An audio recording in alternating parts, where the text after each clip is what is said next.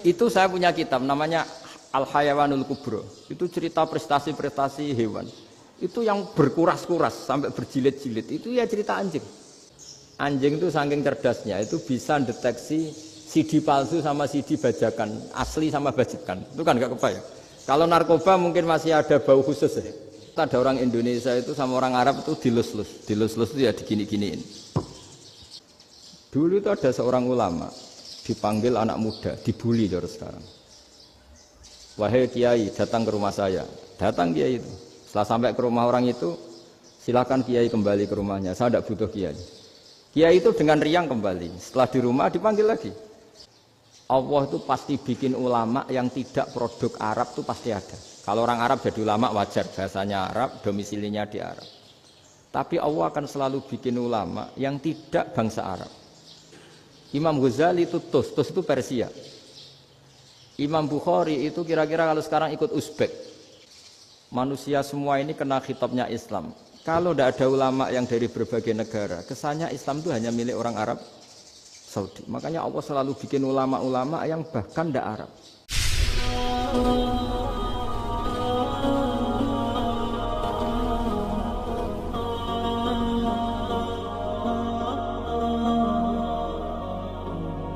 معنا نهج حياة جئنا تبصرة عن كل ضلال أعددنا بضع رسالات تحمل نورا للأجيال.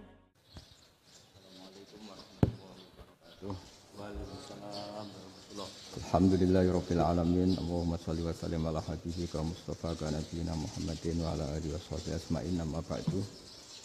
Yang kita hormati Bapak Rektor UMN, Dr. Fauzan MPD, Bapak Suparto, Bapak Haris, Bapak Stardi, dan Bapak Irwinto, juga Direktur Telkom, Bapak Mungkas, teman-teman UMM dan semua yang mendengar yang kami hormati.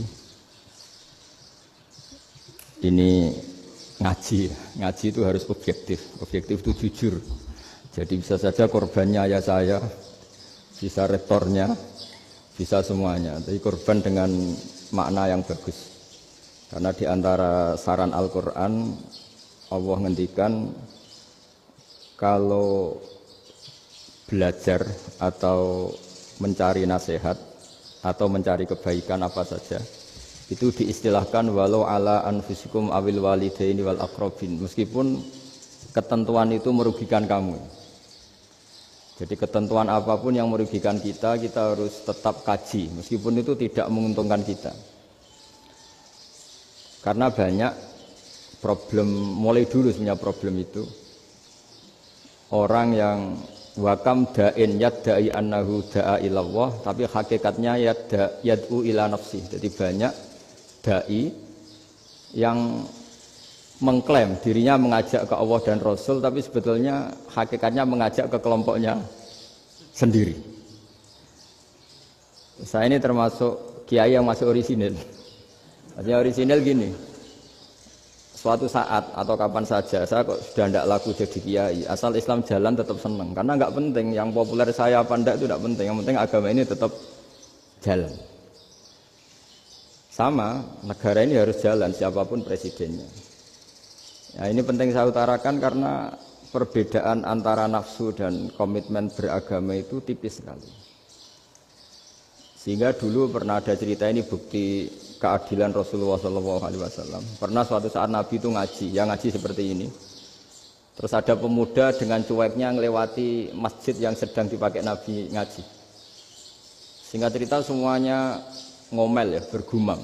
Celaka betul pemuda itu, ada Nabi ngaji kok tidak ikut ya. Tapi Nabi secara besar hati ngendikan, ini ada di beberapa kitab di Fadhailul Kasbi, keutamaan kerja. Kata Nabi, pemuda itu mau mencangkul di lahannya. Jika dia mencari nafkah untuk keluarganya, untuk kebaikannya, maka itu bagian dari ajaranku. Jadi Nabi berbesar hati bahwa kerja seperti itu bagian dari ajarannya. Jadi tidak harus datang ke majelis ngaji.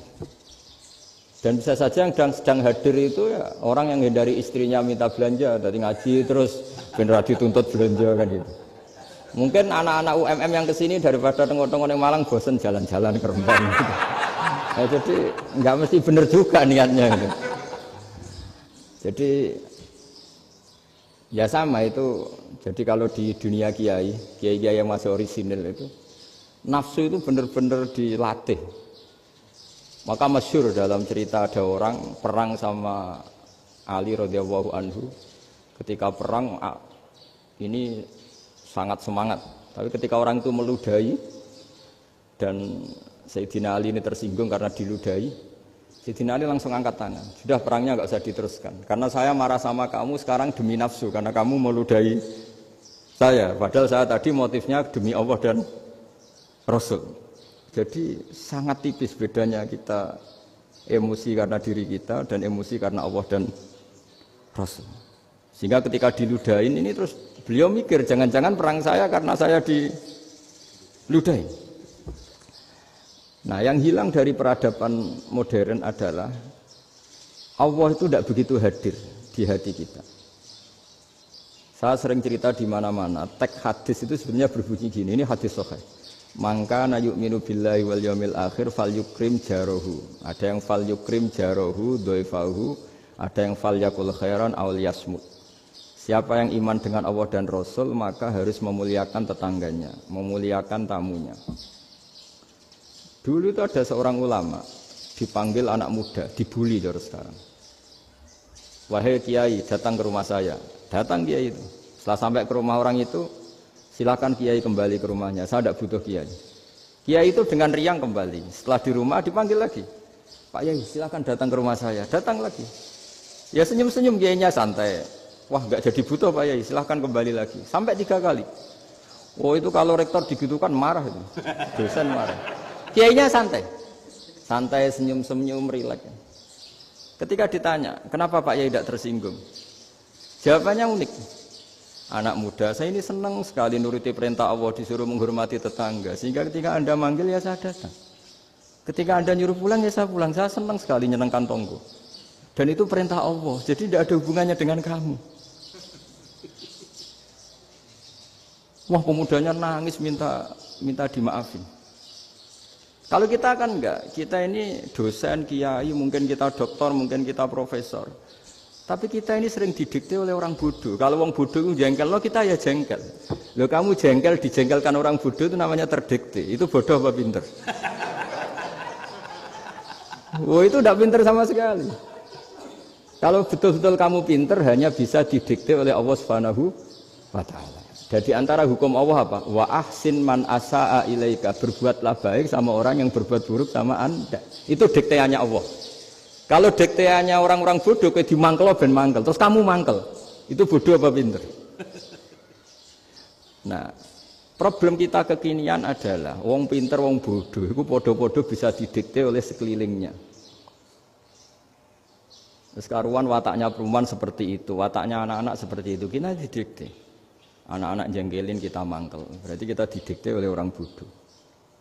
Makanya agama itu unik, kadang ngendikan wa ahsin man asa'a ilaika, kadang wasil man qata'aka, sambunglah orang yang memutus kamu. Karena dengan demikian kita hanya didikte oleh Allah Subhanahu wa Ta'ala, bukan didikte oleh hukum sosial. Cara Jawane nak ngapiki tangga sing apik akeh tunggale. Berbuat baik sama yang berbuat baik pada kita itu, mbok orang fasik ya seperti itu, maling ya seperti itu, sama. Tapi kalau berbuat baik sama orang yang berbuat jelek sama kamu itu baru luar biasa. Dan memang teksnya hadis wa ahsin man asa'a ilaika, berbuat baiklah sama orang berbuat buruk sama kamu. Jadi nggak boleh orang didikte. Makanya ngaji di sini diantaranya saya akan cerita dalam sebuah hadis sahih, dalam hadis hasan yang diriwayatkan Imam Tirmidzi, ada kalimat dari Rasulullah SAW. Dawe Nabi, la takunu imma'atan, taquluna in ahsanan nasu ahsanna, wa in zolamu zolamna. Walakin watti'u anfusakum in ahsanan nasu antuhsinu, wa in asa'u alla tazlimu. Kamu jangan jadi orang yang mudah diombang-ambingkan oleh orang sekeliling kamu. Yaitu kamu mengatakan, jika orang baik ke saya akan baik, jika orang buruk ke saya juga akan membalas buruk. Itu namanya Anda didikte. Tapi berkomitmenlah kamu akan berbuat baik meskipun orang lain berbuat buruk.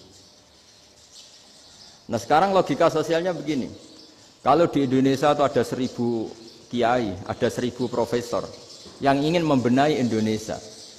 Rata-rata orang awam itu semau gue. Terus mereka mendikte kita. Perilakunya agak simpatik, perilakunya jengkelin. Terus 1000 profesor ini ikut jengkel. Itu kira-kira jadi solusi apa goblok bareng? Sama 1000 kiai ini ikut jengkel. Ini jadi solusi apa goblok bareng? Goblok bareng. Nah problem sekarang kita ini biasa didikte orang bodoh. Nah makanya ciri khas orang muslim itu kata Nabi mangkana yu'minu billahi wal yaumil akhir. Jadi baik tetangga karena perintahnya Allah dan Rasul. Pentingnya apa? Bedanya karena berbuat baik ini perintahnya Allah, mbok tonggo apik lah kita tetap apik karena perintahnya Allah dan Rasul. Begitu juga dengan hubungan dengan istri, dengan anak. Mbok bojomu lagi cerewet lah ya tetap apik. Karena dengan cara itu kita hanya tunduk kepada Allah dan Rasul. Tapi kalau kamu, istri saya kalau baik ya saya baik, kalau enggak ya enggak. Berarti Anda didikte oleh perilakunya dia. Itu latihan, ya kalau dalam bahasa pondok, latihan jadi wali itu yang paling berat. Nabi itu kalau sama orang munafik itu sabarnya Masya Allah. Padahal Nabi berso kalau orang itu orang munafik. Karena dengan cara seperti itu, bahwa kebaikan Nabi pada seseorang itu atas perintahnya Allah dan Rasul, bukan atas nama servis. Kalau Nabi hanya baik kepada Abu Bakar, itu mungkin orang bilang, wisadune wong Abu Bakar baik sama Nabi. Tapi kalau Nabi baik sama orang munafik, Abdullah bin Ubay bin Salul, itu kalau nggak perintahnya Allah dan Rasul itu nggak bisa. Nah ini cobalah berlatih seperti itu, sehingga kita tidak mudah didikte. Ya saya ulang lagi, nggak mudah apa? Didikte. Maka di antara kebaikan Allah dan Rasul adalah bahkan orang dolim saja diberi jatah rahmat. Makanya tadi seperti mukadimah yang dibaca Pak Haris tadi, agama ini rahmatan lil alamin. Orang yang dolim saja dapat jatah apa? Rahmat, apalagi yang soleh. Nah kemudian yang perlu dicatat, kenapa kita menjadi enjoy dengan Islam? Islam itu adalah agama yang tidak didikte oleh materi. Jadi kalau Anda ingin makan enak, mungkin kalau pikiran kebanyakan orang, anak-anak muda yang milenial, yang gaul, ingin makan enak ya makan yang disukai. Misalnya sate atau bakso Malang atau apalah. Kalau orang-orang yang jadi wali nggak gitu cara berpikir. Ini yang masih orisinil. Ditanya, ini dunia baru kesulitan makanan, baru resesi. Cara makan enak gimana? Jawabannya lucu. Ya gampang, idamuhu alju. Idam itu lauk. Kalau kamu ingin makan lauknya paling enak apa? Alju. Kamu harus lapar banget. Sampai kalau puasa itu melihat tempe itu wah luar biasa. Tapi kalau kamu nggak puasa, air putih itu nggak menantang. Tapi kalau puasa, tempe air putih itu menarik dan Anda tetap lahap. Apa? Karena lauk terbaik adalah alju, yaitu lapar. Lah tapi kita ini enggak. Kita ini kayak orang bodoh. Kayak orang bodoh tadi, profesornya makan nyaman ya kalau sesuai selera. Nah itu kan sama dengan anak-anak ABG. Anak ABG itu makan lahap ya kalau yang disukai. Lalu bedanya apa ABG sama profesor? Kalau cara berpikir masih sama kan itu. Kiainya juga gitu. Kiai makan enak kalau yang disukai, kalau enggak. Lalu bedanya apa kiai sama orang awam? Orang awam juga gitu, makan lahap ya kalau yang disukai. Nah ternyata perilaku kita ini yang pintar sama yang bodoh sama Mas. Kalau kamu ingin berkasta lebih baik, itu cara makan enak itu apa? Idamuhu alju'. Lauk terbaik adalah karena kita sangat lapar. Makanya masyhur dalam cerita-cerita tarikh sirah nabawiyah. Nabi diberi hadiah, beberapa hadiah. Di antaranya ada yang diterima, ada yang enggak. Termasuk yang dikembalikan itu dokter. Ada seorang raja memberi hadiah Nabi dokter Tobit. Itu sama Nabi dikembalikan. Karena dokter ini sudah lama kumpul Nabi itu nggak pernah sakit. Akhirnya dokter ini putus asa, ini nggak perlu diobatin. Ketika ditanya, kenapa ya Rasulullah engkau tidak pernah sakit? Karena kita ini kaum, kita ini komunitas masyarakat yang tidak akan makan kecuali lapar. Dan kalau sudah makan berhenti sebelum kenyang. Jadi sederhana sekali pengobatan zaman Nabi. Sebagian besar penyakit itu pasti disebabkan kita ceroboh dalam hal makan. Sudah ngerti kalau durian masalah, kalau makan durian enggak kehitung gitu. Apalagi kalau gratisan itu tambah banyak gitu. Pola tidur juga gitu, kata Nabi. Dan kita tidak tidur kalau tidak sangat ngantuk. Nah, itu namanya orang-orang soleh yang sudah ada didikte materi. Kalau yang didikte materi kan bisa tidur nyenyak kalau kasurnya enak, AC gini-gini. Sebenarnya enggak, tidur enak itu ya kalau sangat ngantuk. Mbok di gudang, mbok di bis, kalau sangat ngantuk ya semuanya ya enak. Sama, mbok lapar, mbok hanya tempe, tapi kalau sangat lapar itu ya enak. Nah ini ilmu yang mulai hilang, ilmu-ilmu yang mulai hilang. Nah, cara ibadah juga gitu. Kita ini kan, saya ini punya bapak kiai, mbah kiai, punya guru yang sangat alim ya seorang kiai Kiai Memun. Itu dulu kita pengkaji ilmu, itu tidak pernah tahu bedanya NU dan Muhammadiyah. Karena dulu Mbah Darwis itu, Kiai Dahlan itu, dulu ngajinya bersama Mbah Hasyim ketika di Indonesia yang ngaji Mbah Soleh Darat.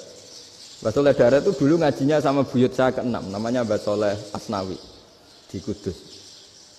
Mbah Soleh Darat itu dulu alim-alimnya orang Jawa ya Mbah Soleh Darat, Soleh bin Umar. Tempatnya di Semarang, tapi beliau itu sebenarnya orang Jepara yang dekat Kudus. Setelah di Mekah, Mbah Hasyim ini mondoknya, mulazimnya ke Syekh Mahfud Termas. Tapi sesekali ke Syekh Khotib Minangkabau. Nah yang Mbah Ahmad Dahlan lebih sering ke Syekh Khotib Minangkabau, sesekali ke Mbah Mahfud. Singkat cerita, karena Syekh Khotib Minangkabau sudah modern, terlibat organisasi dunia. Pas itu beliau pengagum Muhammad Abduh, pengagum Rasid Ridho. Sehingga bawaannya Mbah Dahlan itu lebih pergerakan, karena beliau lebih mengidolakan Syekh Khotib. Nah Syekh Khotib sendiri sebenarnya orang Minangkabau. Jadi beliau namanya Muhammad saja sebenarnya. Jadi menantunya orang Arab. Oh itu dicibir mertuanya ini karena punya mantu orang Jawa, orang ndak Arab. Singkat cerita terus si mertuanya bilang gini, kamu jangan pernah bilang kalau orang Arab itu mansa kanal Arab, orang yang bertempat di Arab. Walakin man takallama bi arabiyyin fasihin, tapi orang bisa ngomong Arab secara fasih. Singkat cerita, kalau kamu tidak percaya, nanti suatu saat menantu saya kalau Jumatan, tidak usah kamu kasih tahu, langsung suruh jadi khotib. Nggak usah kamu kasih tahu, sarannya tidak usah kamu kasih tahu. Kalau sekarang kan enggak. Kalau dosen mau jadi khotib kan mengumpulkan materi dulu. Lucunya di antara materinya itu dari TV, makanya jadi ribet kan khutbah sekarang. Kalau musim corona ya akan ngomong corona, musim apa yang ngomong apa. Jadi lagi-lagi didikte oleh media. Sebenarnya kalau ngomong kan sesuai kebutuhan umat, ini obatnya apa. Tapi enggak sesuai trending topik, itu kan kayak anak-anak gaul. Ini dokter kok gitu kan aneh. Singkat cerita si khotib ini enggak dikasih tahu, saya Muhammad tadi enggak dikasih tahu, langsung disuruh khutbah. Fatakallama bikalamin fasihin. Dia ngomong fasih sekali. Bahkan ngalah-ngalahi fasihnya orang Arab asli. Semenjak itu beliau dapat gelar Al-Khotib, orang yang cakap berpidato berkhutbah. Hanya terus desa Khotib Al-Minangkabau. Jadi orang Indonesia itu luar biasa. Dulu yang namanya orang Indonesia di Arab Saudi itu dihormati sekali, karena yang ke sana itu pasti ulama. Sudah alim di Indonesia ke sana, termasuk Mbah Ahmad Dahlan, Mbah Hasyim dulu karena sama-sama muridnya Mbah Soleh Darat. Lama-lama yang ke sana itu TKI TKW itu ya mulai agak dibully. Dulu Syekh Nawawi di antara ijtihad yang dihormati itu beliau mengkritik nyuwun sewu orang yang kan orang biasanya normalnya kan muji orang mati syahid. Hebat orang mati syahid itu hebat gini. Oke, kita sepakat orang mati syahid itu hebat. Tapi kata Imam Nawawi dengan syarat niatnya itu li'ila'i kalimatillah dan itu bawaan takdir. Saya ulang lagi, itu bawaan takdir, harus mati di medan perang. Tapi tidak boleh seseorang ini niat perang tapi niatnya supaya syahid.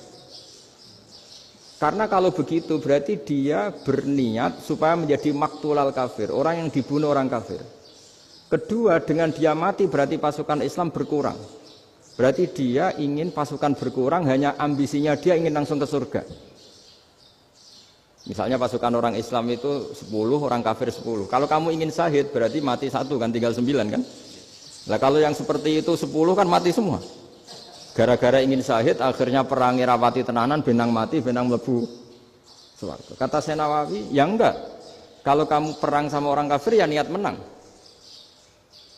Dengan niat menang ini kamu ingin li'ila'i kalimatillah. Tapi kalau kamu ingin syahid, berarti kamu menuruti keinginan nafsu kamu nang cepat masuk surga. Itu orang Arab kagumnya bukan main. Karena di mana-mana orang itu dinilai dari niatnya. Paham ini ya? Tapi perang loh ya, dalam kondisi perang, bukan teroris. Perang itu artinya orang kafir yang ingin bunuh kita, itu perang namanya apa? Perang. Dulu orang cerita syahid itu hanya pokoknya syahid itu hebat, pokoknya syahid itu hebat. Syahid di medan perang itu hebat, pokoknya syahid di medan perang hebat. Tapi ketika Syekh Nawawi memberi penjelasan ilmiah, jika kamu perang ingin cepat mati, ingin cepat syahid, artinya ini untuk pemenuhan diri kamu, karena kamu bayangkan langsung masuk surga. Kamu lupa bahwa dengan kamu dibunuh, kekuatan Islam berkurang.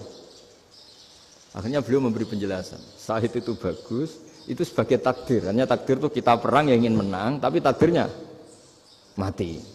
Jangan dibalik, oleh perang rapati tenanan, benang mati namun bu. Itu yang pertama, termasuk ulama yang pertama memberi penjelasan itu Syekh Nawawi. Akhirnya melahirkan kekaguman yang luar biasa dengan tafsir Munirnya itu. Terus beliau itu orang yang rileks kalau menjelaskan ilmu. Ini ya juga guru-gurunya Mbah Hasim, Mbah Guru sama Mbah Hasim, sama Mbah Ahmad Dahlan Syekh Nawawi itu. Jadi dulu yang alim di Arab itu ada Syekh Nawawi, ada Syekh Khotib Minangkabau, ada Syekh Bakir Jogja, ada Syekh Mahfud Termas. Itu orang Indonesia banyak sekali yang alim. Bahkan diantaranya yang dikagumi Al-Azhar itu juga orang Indonesia, nama Syekh Abdul Manan, itu mbahnya Syekh Mahfud Termas. Itu pertama ada duta besar Indonesia di Mesir, itu termasuk barokahnya Mbak Abdul Manan tadi, itu juga orang Indonesia.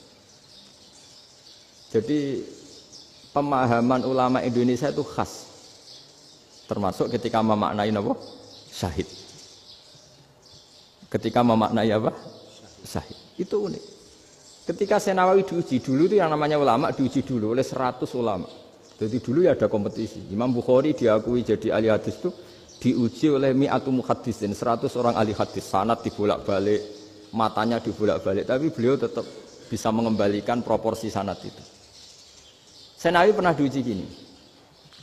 Ayul afdol al ulama awe salatin.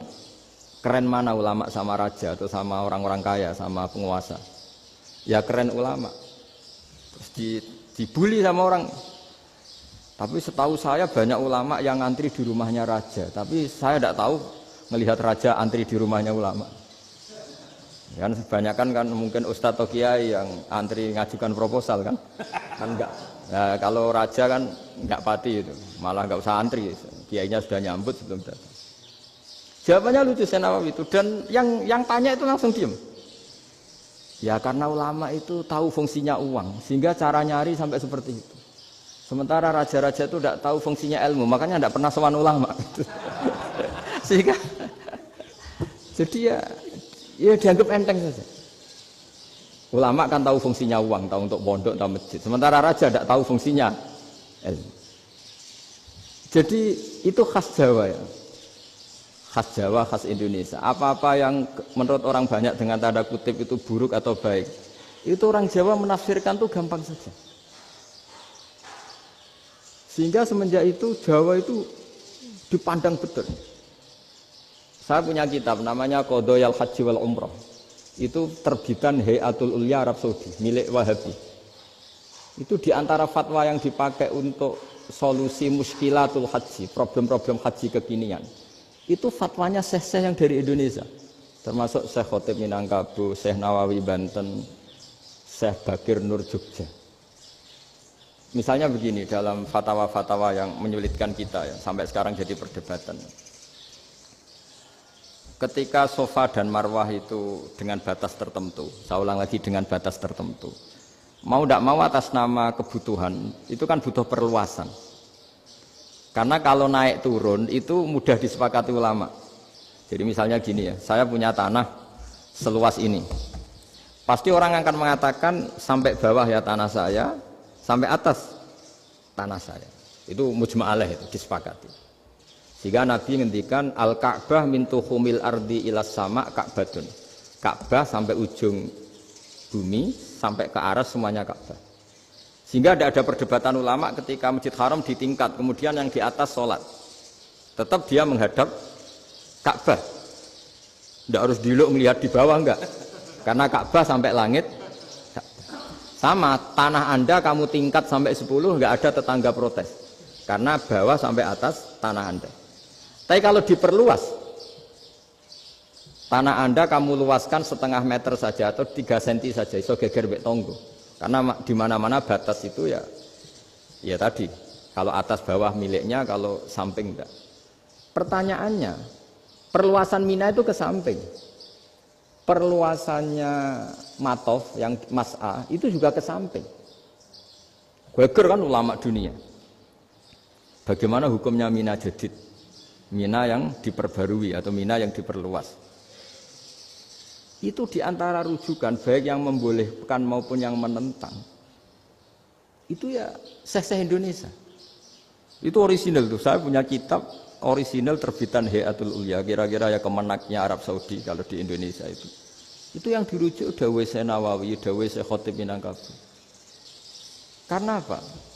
Ada logika khas Jawa. Misalnya begini.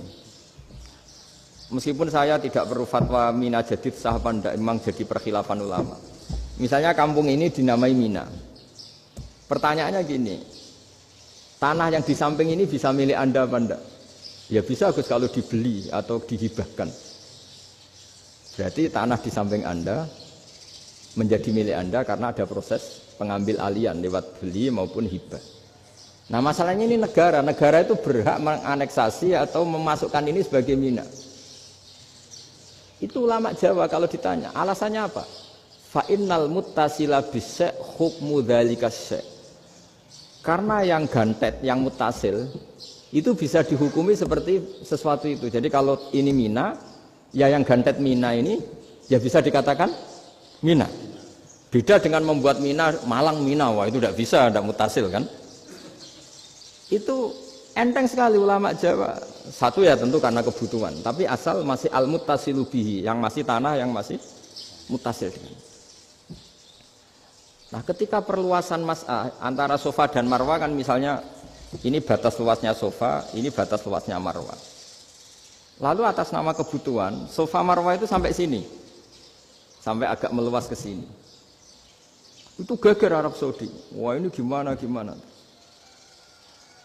Padahal tawaf itu harus antara Gunung Sofa dan Gunung Marwah. Sa'i itu ya. Tapi kalau istilah Quran memang tawaf sama-sama. Makanya apa? Inna Sofa al-Marwata min sya'airillah faman hajjal baita wa i'tamara fala junaha alaihi ayyat tawafa. Nah, jadi kalau istilah sa'i di Quran itu masih tawaf. Karena harus ada, kalau bisa lah, bukan harus. Kalau bisa memang harus ada unsur muternya. Kita kalau sa'i kan dari sini Sofa sampai sini Marwah. Terus kan agak muter ke sini. Nah, kan agak membentuk lingkar. Nah, makanya Quran tetap mengistilahkan apa? Tawaf. Jadi bukan sini ke sini terus sini ke sini kan enggak, tapi sini sampai sini terus muter kan terus sini. Jadi antara setar dan selama ini prakteknya kan gitu ya. Sofa ngambil sini terus ke sini terus agak muter. Nah, karena ada unsur agak muter ini terus orang menyebut apa? Tawaf. Tapi itu bukan syarat sah, ini cerita ideal. Saya ulang lagi ya. Gunung Sofa itu puncaknya atau pucuknya kalau dalam bahasa Jawa itu ya hanya segini, ini sampai sini. Nah, kelompok Islam yang fikih keras nggak boleh diperluas karena Allah memilih tempat ini itu spesial, jadi nggak boleh ke yang lain. Tapi ketika kebutuhan mendesak, mau tidak mau harus diperluas. Itu jawabnya Kiai Jawa lucu. Gunung sing ketok iku sing dhuwure tok. Sikilane luwih hombo. Jadi karena kan gunung kan bentuknya gini. Nah, Sofa yang kecil itu yang atasnya, tapi sikilannya sini kakinya lebih luas. Jadi boleh perluasan asal tidak melebihi kakinya. Ya dihitung ya lebih luas. Jadi Kiai Jawa itu kayak wong delok gunung Penanggungan, kayak gunung Arjuna. Di mana-mana puncak gunung itu lebih kecil timbang kakinya. Artinya diperluas ini bukan berarti tidak di Sofa dan tidak di, itu khas Kiai Jawa. Jadi jangan kira orang Jawa itu tidak hebat sekali. Termasuk perkembangan hotel di Arab Saudi. Itu dulu sebelum ada hotel. Buyut saya kelima atau keenam dulu haji namanya Badur Rahman. Itu kalau mau ingin menghindari terik matahari itu masuk gua. Itu masuk gua itu hanya separuh badan, kakinya di luar. Jadi jangan bayangkan kalau gua di Indonesia kayak gua Akbar di Tuban orang bisa masuk jalan-jalan, enggak. Gua di Arab itu kayak cepitan batu tidak sampai masuk. Sehingga kepalanya dimasukkan, kakinya masih kena matahari. Saking panasnya Arab Saudi. Sehingga dalam bayangan hijrah ketika Nabi bersembunyi di gua Sur, itu kata Abu Bakar, kalau orang kafir melihat kakinya pasti melihat kita karena nggak bisa masuk penuh. Jadi orang itu mau dempes tok. Sehingga ya kira-kira luasnya gua paling segini. Makanya guyonannya kiai-kiai itu untung nggak kayak gua Indonesia. Kalau kayak gua Indonesia laba-labanya capek karena luas sekali. Jadi jangan bayangkan gua Arab tuh kayak gua Indonesia. Makanya bayangannya andai kan orang itu melihat ke bawah pasti melihat kita karena orangnya nggak bisa masuk penuh, nggak bisa masuk 100%. Ya kayak cepitan batu lah mirip. Itu kan mirip Gunung Uhud. Gunung Uhud kata Rasulullah nanti kalau kamu perang itu di atas, menang atau kalah di atas. Musuh biar di bawah. Dengan di atas kamu bisa manah. Jangan bayangkan kayak Gunung Merapi, kayak Gunung Penanggungan. Lah kalau Gunung Penanggungan mana ke bawah yang layang kan? Jadi gunung di Arab itu kayak bukit. Ya sampean pernah kan ke Uhud itu ya sama ini aja tinggi ini kan? Lah ini yang mulai ada mis. Makanya nerjemah itu susah di Indonesia. Karena jabal itu udah harus tinggi. Kalau tinggi nggak bisa manah dari atas ke bawah kan nggak ngefek kan? Sampean kalau ke Uhud gunungnya kan pendek sekali sehingga yang mana dari atas ke bawah ya kalau kena musuh ya celaka karena memang dekat. Ya kalau gunung Indonesia mana dari atas ke bawah yang ngelayang nggak ngefek. Nah itu susahnya nerjemah bahasa Arab ke kita. Jadi transkrip itu nggak gampang karena ada pengertian yang beda. Kita kalau bilang gunung itu tinggi sekali. Sampai banyak mahasiswa tersesat ya saking tingginya. Kalau orang naik Uhud gak akan tersesat, wong ketok dari bawah itu. Nah ini pentingnya ngaji ya. Jadi akhirnya ulama-ulama Indonesia itu dipakai rujukan. Jadi mulai Mbah Hasyim, Mbah Ahmad Dahlan sampai era buyut-buyut itu masih orang alim. Lama-lama yang di Indonesia ini orang-orang yang bodoh. Sehingga orang Jawa kalau ke sana dibully, ya Jawa tak kuluh kaya. Orang Jawa itu penggaweannya itu makan ular. Karena belut itu kalau di kamus itu persis ular. Dulu itu kan kamus tidak full color. Gara-gara gak full color, gambar belut sama ular itu sama. Belut itu belut sama ular kalau gak full color gambarnya sama apa enggak? Sama. Terus orang Jawa itu kan masih banyak yang makan bajing itu apa? Ketupai. Bajing kalau digambar tidak full color sama dengan tikus. Gambar yang tidak warna hitam putih. Sehingga kita ini dibully pemakan tikus dan pemakan ular. Karena belut itu persis ular kalau digambar yang tidak full color. Sampai datang Syekhona Khalil, datang ulama. Ngarang kitab ya judulnya Al-Belut. Karena enggak terima bangsanya dinyek makan apa? Ular. Terus dikarang. Wal belut hayawanun bakhriyun, terus ya isu fi kadza wa kadza, itu beda dengan al hayyah. Itu diterangkan. Mulai bisa nerima. Terus sistem hotel juga gitu. Sampai tanyakan dalam sejarah dulu orang Sedayu ada namanya Syekh Mukhtar. Syekh Mukhtar bukan bikin rumah besar yang siapapun orang Indonesia haji itu nempat di sana. Nah itu yang menginspirasi akhirnya ada hotel. Dulu Syekh Mukhtar hanya menyediakan untuk hujat-hujat Indonesia. Lama-lama jadi hotel. Ndak mau saya mau cerita. Kata Mbah Mun sering cerita. Kenapa wa ma arsalnaka illa rahmatan lil alamin, kata Mbah Mun. Allah itu pasti bikin ulama yang tidak produk Arab itu pasti ada. Kalau orang Arab jadi ulama wajar, bahasanya Arab, domisilinya di Arab. Tapi Allah akan selalu bikin ulama yang tidak bangsa Arab. Imam Ghazali itu Tus itu Persia. Imam Bukhari itu kira-kira kalau sekarang ikut Uzbek, ya Imam Bukhari itu kalau negara sekarang ikut mana? Uzbek. Kenapa demikian kata Mbah Mun? Karena Allah sudah ngendikan wama arsalnaka illa kafatan linnas. Manusia semua ini kena khitabnya Islam. Kalau tidak ada ulama yang dari berbagai negara, kesannya Islam itu hanya milik orang Arab Saudi. Makanya Allah selalu bikin ulama-ulama yang bahkan tidak Arab. Termasuk Imamul Muhaddisin, yaitu Imam Bukhari, itu orang Uzbek, orang Rusia lah kalau sekarang, ikut Uni Soviet dulu. Imam Ghazali itu orang Persia. Syekh Nawawi itu orang Banten. Karena Allah ingin memaklumatkan bahwa Islam ini untuk semua. Sehingga orang yang tidak Arab pun bisa belajar Islam. Yang alimnya itu nggak kalah sama orang apa? Arab. Makanya ini PR ya. Kalau Gus Dah Ploso nanti ngendikan suatu saat orang belajar Islam itu bahkan orang Arab pun bisa belajar ke Indonesia. Kalau orang Indonesia bisa alim betul kayak dulu. Sekarang banyak liga antar ulama. Itu orang Indonesia pasti masuk. Ulama-ulama top dunia. Itu pasti orang Indonesia banyak yang masuk. Karena tadi, ketika orang Indonesia baca kitab, itu orang Arab itu kagum. Kok bisa tidak bahasanya baca secara benar? Bukan sekedar bisa baca secara benar. Karena memang dilatih sedemikian rupa di pondok-pondok. Makanya kita semua lah, yang alim di Indonesia itu kemana-mana ya pasti alim. Dulu putra Mbah Mun namanya Gus Zofur itu tahun pertama ya sudah the best di tahun pertama. Kalau tahun pertama the best-nya ilmunya bawaan dari sarang, dari keluarganya. Gus Najib mondok di Said Muhammad tahun pertama sudah dipuji sebagai yang teralim karena ya sanggup. Kalau dipujinya tahun ketiga, tahun keempat kan mungkin dapat dari sana. Ini tahun pertama. Saya ulang lagi tahun pertama. Karena pengajaran di Indonesia itu luar biasa di pondok-pondok ini. Makanya kalau dalam anekdot pondok itu cerita-cerita lucu itu.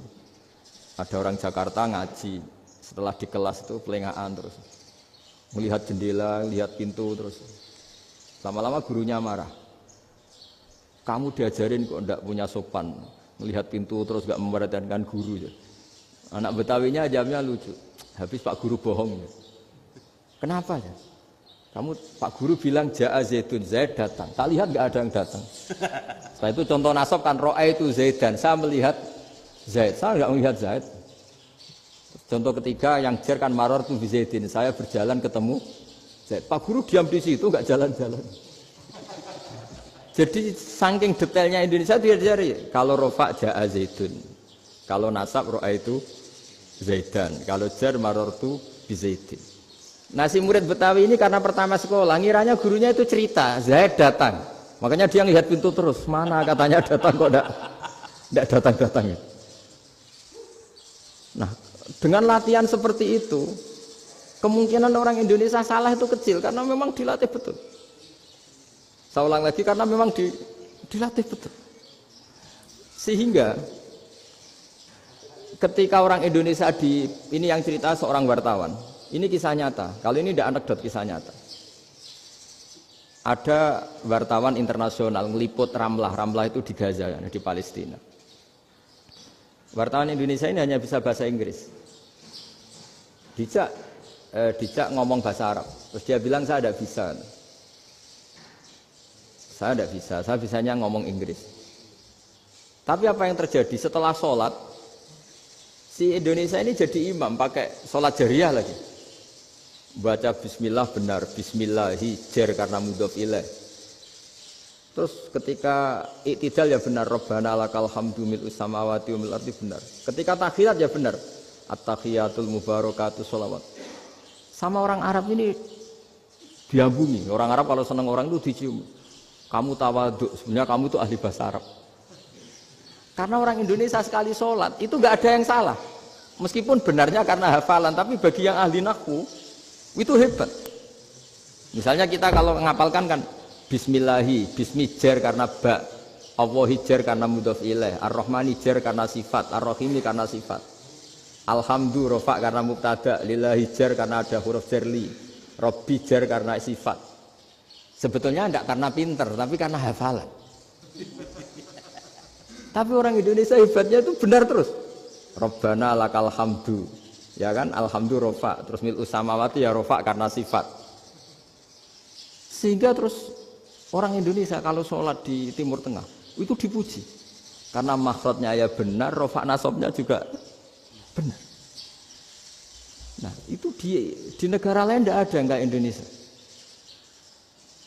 Orang Cina itu sering bikin marah orang-orang Arab karena kalau dongo itu enggak fasih kayak orang Indonesia. Orang Indonesia kalau dongo ya Allahumma tohir qalbi.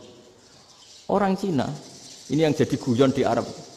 Allahumma tahir kalbi gitu.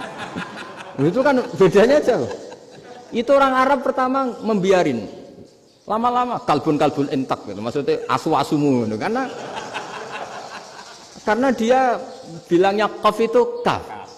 Jadi kalau Allahumma do Allah tohir, kalau aturi nyucekno panjenengan kalbi ing asu ingsun kan. Tapi kalau qalbi itu ati ingsun, tapi kalau kalbi anjing ingsun. Bedanya qaf sama kaf. Ana Arab-Arab kalbun entak. Asu-asumu maksudnya kan itu. Tapi padahal orang Cina itu paling dilihat teksnya ya pakai qaf. Orang Indonesia enggak, mulai kecil dilatih sak fase-fase.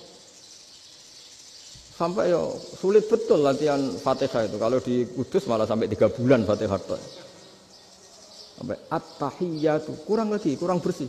At-tahiyyatu sampai ada cerita itu orang dipanggil maftuhin itu enggak melengak, harus maftuhin. Baru melengak.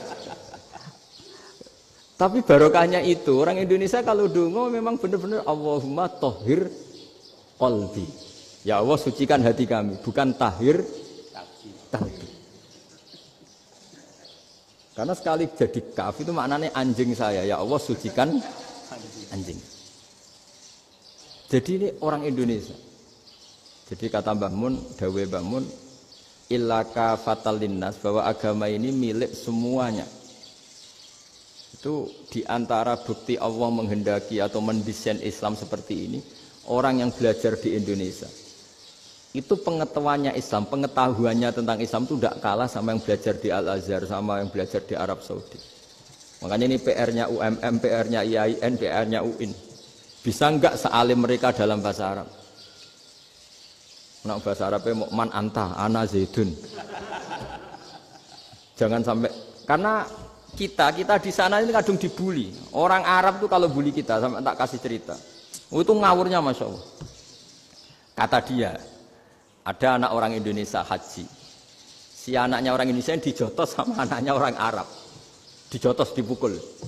Singkat cerita terus si orang Indonesia enggak terima, anaknya yang orang Arab dipukul. Yang balas bapaknya. Orang Arab tanya, lima ada dorobta ibni, kenapa kamu mukul anak saya? Itu orang Indonesia bahasa, wah aku biasa. Jadi hanya bilang gitu. Artinya anak saya dihada ya maka tak ada. Bahasa Arabnya gitu. Anak saya dipukul maka saya balas mukul. Itu orang Arab mantuk-mantuk oh gitu. Paham? Suatu saat ada orang Indonesia itu sama orang Arab itu dilus-lus. Dilus-lus itu ya digini-giniin. Karena dia latihan bahasa Indonesia, latihan bahasa Arabnya itu masih mufrodat. Jadi kalau mengartikan yadun itu tangan, saro itu jalan. Jadi kalau jalan ya saro-saro. Roksun itu kepala. Ana itu ingsun. Jadi karena dia nggak ngerti penggunaannya. Itu bahasa Arabnya itu yadun anta. Jadi bukan yaduka tapi yadun anta. Berarti tangan kamu. Saro-saro itu jalan-jalan. Ala roksi ana yang atasnya sirah ingsun. Jadi mestinya yang benar kan yaduka saro ala roksi atau gitu. Tapi enggak dipotong-potong. Yadun tangan kan, anta kamu. Berarti tangan kamu. Saro-saro jalan-jalan. Roksun itu sirah, ana ingsun. Jadi di atas kepala saya. Orang Arab tertawa-tawa. Tapi paham. Maksudnya seperti itu. Jadi kita ini dibully di Arab itu Masya Allah. Jadi akhirnya lahirlah ulama-ulama tadi yang saya sebut tadi. Bahkan pernah lama sekali ulama Indonesia itu jadi master di Arab Saudi, yaitu Senawi Banten. Itu kalau orang sana bilang itu Sayyidu Ulama Il-Hijaz, top-topnya ulama Mekah Madinah, padahal beliau orang Indonesia dan dimakamkan di Ma'la, itu dekat makamnya Sayyidah Khadijah karena sangat dihormati. Nah, di antara sebab dihormati adalah ketika orang memahami syahid, maknanya pokoknya maktulal kafir. Syahid itu adalah orang yang kalau perang itu mati di medan perang. Itu Imam Nawawi merinci secara detail. Kalau dia perang supaya tujuannya mati syahid cepat ke surga, berarti dia nuruti hadzun nafsi, ingin cepat ke surga. Tapi dia lupa bahwa dia dengan terbunuh pasukan Islam berkurang kekuatannya. Maka syarat perang yang benar adalah ya ingin menang. Di mana-mana perang ya lillahi kalimatillah, supaya kalimat Allah itu menang, jangan ingin kalah.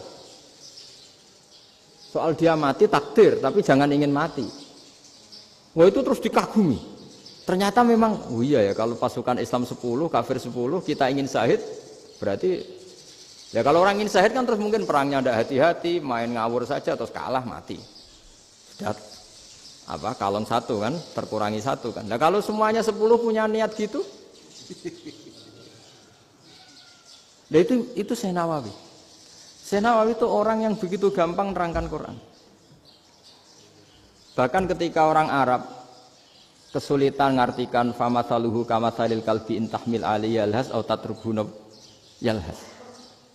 Orang tomak itu ibarat kayak anjing. Anjing itu kamu kasih makan ya tetap melet, menjulur-julurkan lidahnya, kamu ndak ya ndak. Imam Nawawi ditanya, "Ma wajhusibi?" Lalu wajah tasbihnya di mana? Beliau menjawab, "Fit tomak." Jadi anjing punya dua sifat yang berlawanan. Di bab ilmu dipuji. Enggak ada hewan yang mudah menerima ilmu kayak apa? Anjing. Sehingga Quran mengistilahkan wa ma 'allamtum minal jawarihi mukallibin. Hewan yang mudah diajari itu oleh Quran dibahasakan sudah menganjing. Karena anjing adalah hewan yang paling mudah apa? Diajarin. Itu diakui oleh Quran wa ma 'allamtum minal jawarihi mukallibin. Tapi dia punya sifat yang sangat buruk sekali, yaitu enggak pernah puas.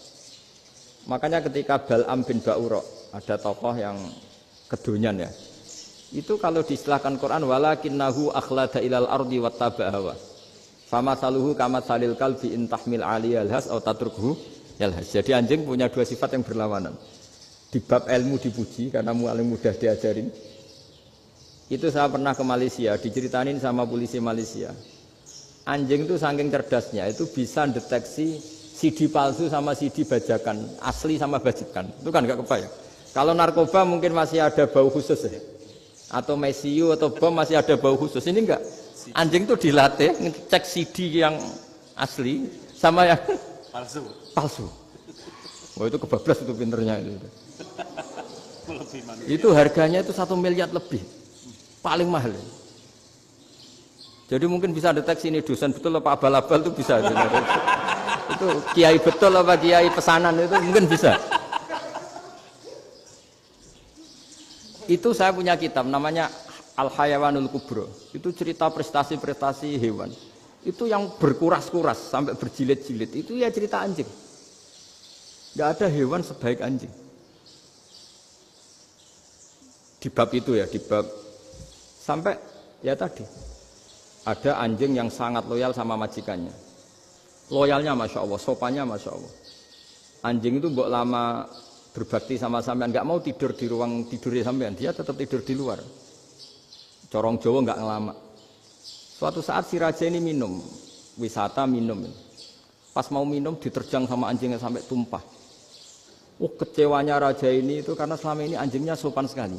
Sekedar ganggu di ruangannya nggak pernah, malah ini mau minum, minuman yang disukai diterjang anjingnya tumpah. Marah kan anjingnya di mana? Ternyata apa? Minuman itu, anjing ini tahu kalau minuman itu beracun, diracuni oleh musuhnya. Itu saking hebatnya anjing sampai ketika ngawal rajanya itu tidak sekedar ada penjahat atau maling. Bahkan trik-trik kayak minumannya diracun oleh orang lain itu anjingnya tahu. Sehingga pas mau diminum diterjang sampai terus supaya nggak keminum. Makanya Quran istilahkan anjing itu apa? Wa ma 'allamtum minal jawarihi mukallibin. Hewan piaraan yang kamu ajarin nanti sampai sepinter anjing. Makanya Ashabul Kahfi itu ketika ngajak anjing tadi, beliau tidur, anjing itu tidurnya bil wasit, wakal buhum basitun zira'aihi bil wasit. Jadi dia tidur dalam posisi siaga. Loh coba anjing itu nggak pernah sekolah, karena dia posisi menjaga, tidurnya itu kayak siaga gini, bukan ngorok semadep ke atas terlentang, itu enggak. Andai kan dia tidur terlentang itu kan yang mau mengganggu kan, wah asune turu, itu enggak. Dia tidur posisi siaga, makanya disebut lawit tolak ta'alaihim lawalaita minhum firaron. Kalau kamu melihat anjing itu pasti lari karena dia posisi siap merekam. Jadi tidur tapi posisi siap merekam. Jadi matanya tetap terbelalak kayak siaga. Padahal itu enggak diperintah, ya dia memang punya nalar untuk itu. Ini yang disebut wa ma 'allamtum minal jawarihi mukallibin. Dan dalam teori modern juga gitu. Tapi dalam hukum Islam yang dianut mazhab Syafi'i, itu anjing tetap najis. Ya sudah najis ya najis, tapi ada mazhab lain yang mengatakan tidak najis. Tapi tidak usah ngrumat anjing, geger nanti kalau rektor kampus punya anjing. Tapi ilmu itu bagus untuk kelangenan kadang. Andai kan tidak ada mazhab Malik, maka kita kesulitan menceritakan Ashabul Kahfi yang hewan piaraannya itu anjing. Tapi misalnya anjing disucikan, kita juga nanti susah menjelaskan hadis Nabi malaikat itu tidak masuk rumah yang di situ ada apa? Anjing. Maka ilmu itu, makanya kata Imam Sa'roni, sebagian ilmu itu memang kelangenan, tapi nggak boleh jadi praktek. Tapi harus ada. Misalnya begini, contoh paling gampang. Api dalam mazhab Syafi'i kan alat pensuci hanya dua, air dan tanah. Ya saya ulang lagi, air dan tanah, yaitu tanah untuk mensucikan najis anjing. Imam Abu Hanifah menambahkan api. Mazhab Syafi'i itu agak kesulitan ketika ada batu bata dibikin dari tanah-tanah yang bercampur kotoran. Mazhab Syafi'i akan kesulitan karena di situ ada najis yang jadi materinya bata. Hukumnya gimana kalau nanti dipakai masjid? Tapi barokahnya ada beberapa mazhab. Abu Hanifah mengatakan dan api. Jadi apa tadi air, tanah, api. Alasannya masuk akal. Ketika usatul mukminin, orang-orang mukmin yang ahli maksiat itu sebelum masuk surga, kalau dia dosanya banyak itu dibakar dulu supaya suci. Emas itu untuk memisahkan dengan materi lain juga harus dibakar. Berarti api termasuk alat. Artinya gini, batu bata yang materinya dari tadi najis sekalipun, ini menjadi suci karena ngalami pembakaran. Tapi kata Imam Sa'roni, ilmu ini hanya sebagai ilmu. Jangan sampai kalau kamu mau wudu gak ada air terus membakar diri lah, ini ribet kan. Jadi ilmu itu sebagian memang untuk kelangenan. Karena kita butuh. Andai kan tidak ada mazhab Abu Hanifah, maka kita akan kesulitan pakai bata. Yang kita tahu cara bikinnya kadang di tempat yang kotor, di tempat yang najis. Tapi karena ini ngalami dibakar, maka hukumnya suci menurut mazhab Abu Hanifah. Dan itu sering. Ulama itu sampai apa? Saya punya kitab fikih namanya Fardul Masail. Pengandaian ada masalah. Jadi masalah itu belum terjadi tapi diandaikan. Misalnya kayak di Texas.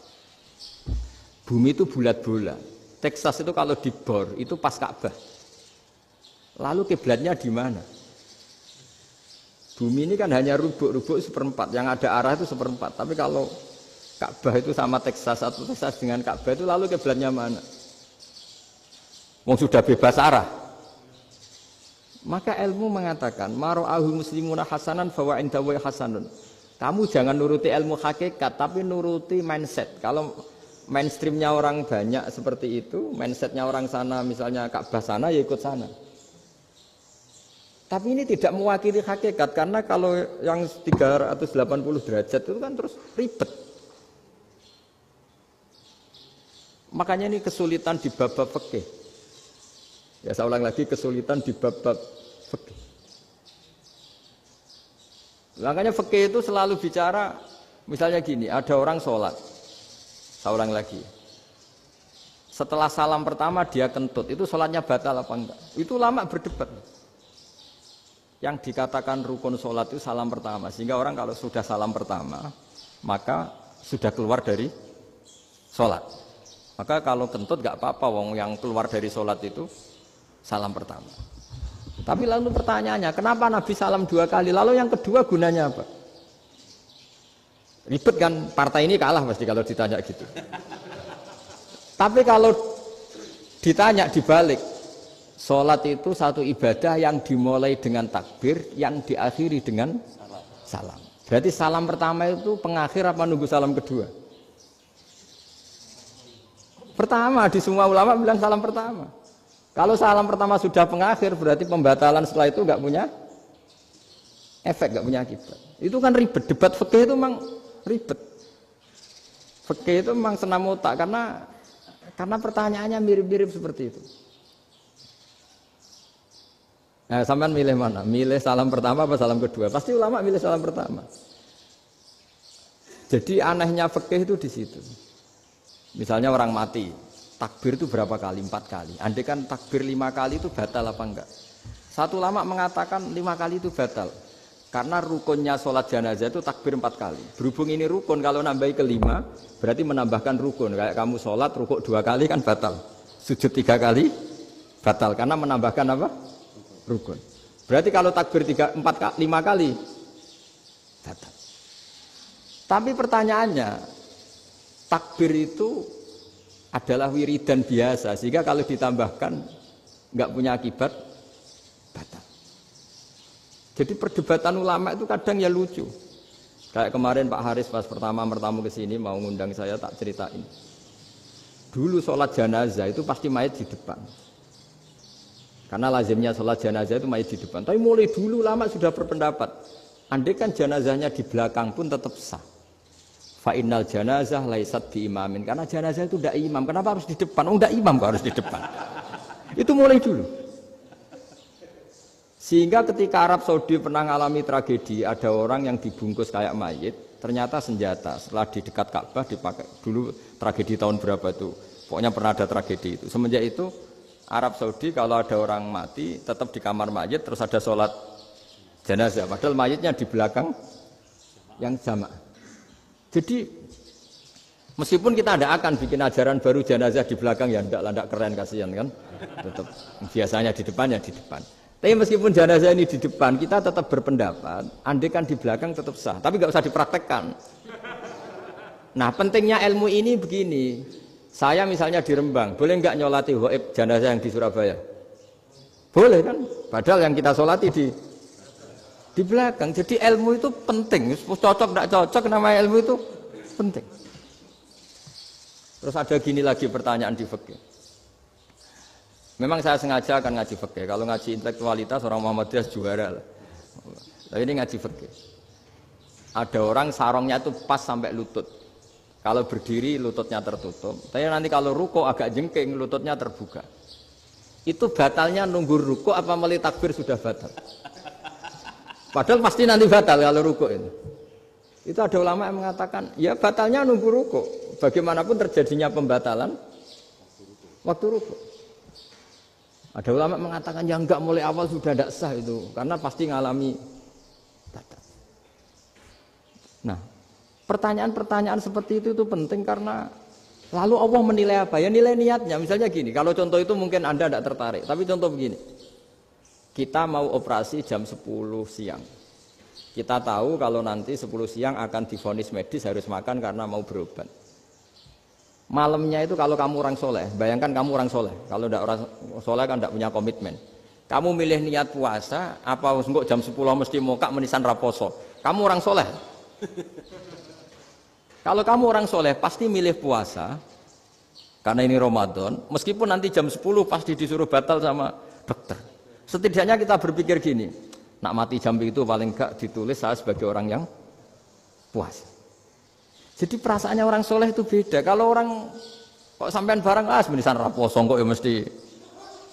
Sampean tidak pernah berpikir bahwa puasa mulai fajar sampai jam 10 itu luar biasa. Bisa saja kita mati jam 7, bisa saja mati jam 6. Kan ditulis Allah sebagai orang yang berkomitmen terhadap puasa.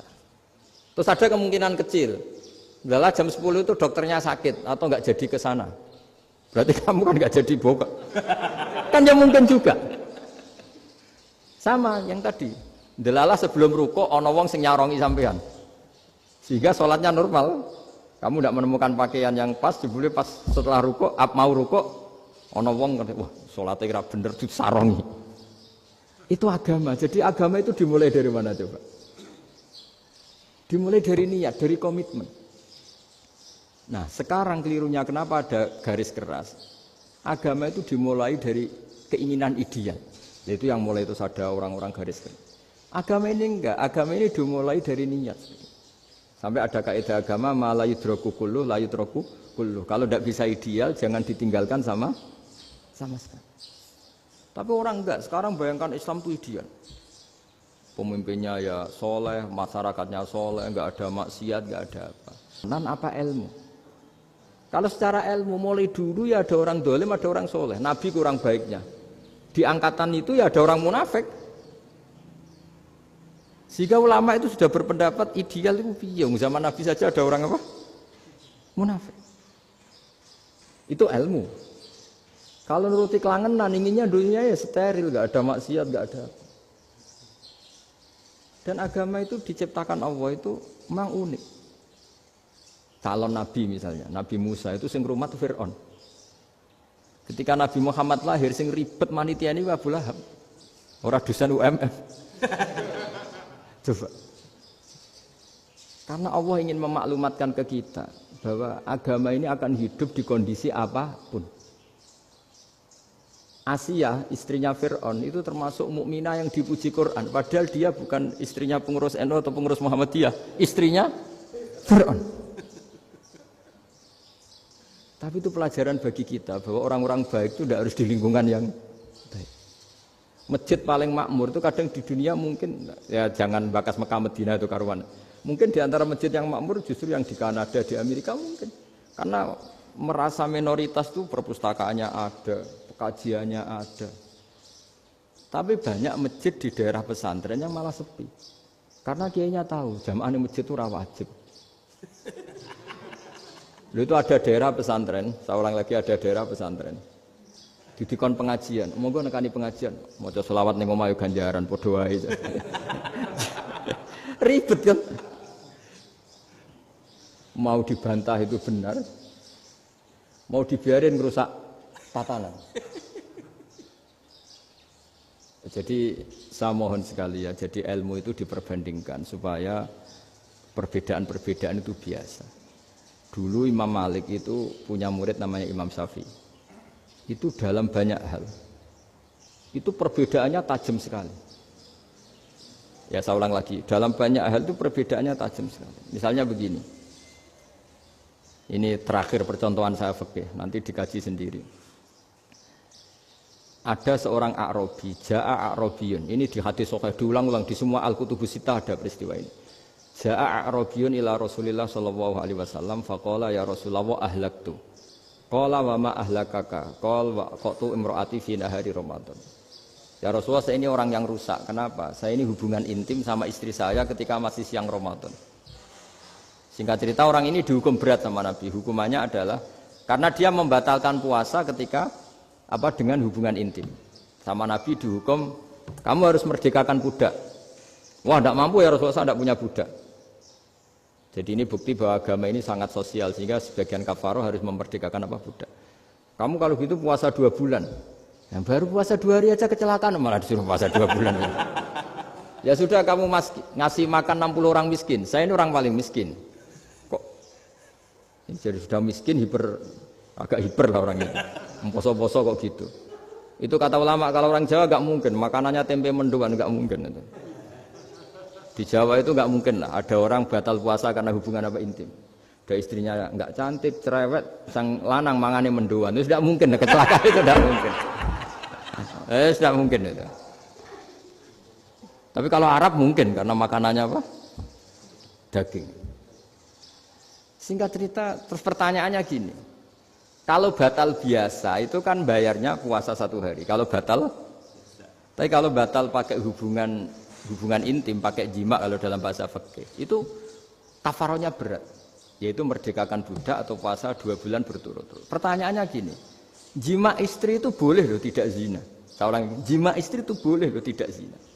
Itu kan hukumannya berat. Nah terus Imam Malik berpikir kalau gitu tidak harus jima dong.